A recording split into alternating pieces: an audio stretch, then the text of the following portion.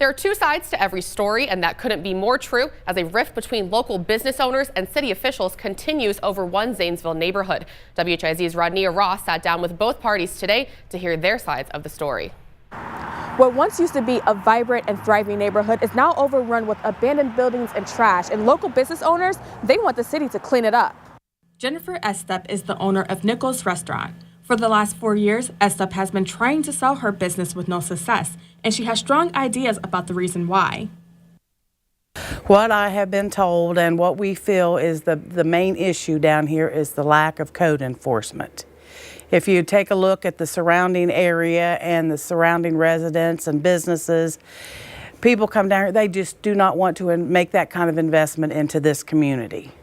Estep and Dan Quinn, another business owner in the neighborhood, say the city is neglecting the area. They say they've been in constant communication with various city officials, but still end up getting nowhere.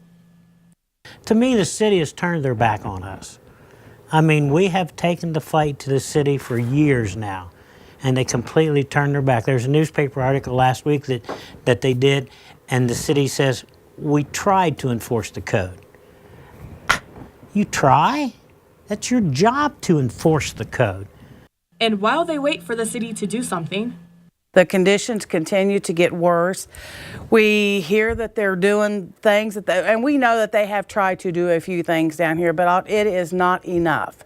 The city needs to get down here in this area, take a look around, and start enforcing the ordinances that are already on the books. But the city tells another story.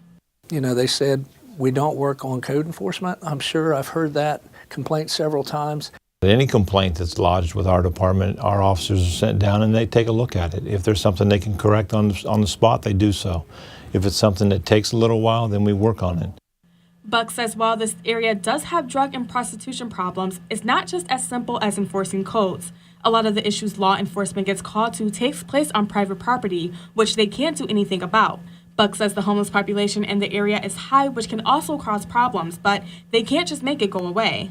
There has to be some compassion somewhere for these people. They have to have somewhere to go. In Zanesville, I'm Rodnea Ross for WHIZ News.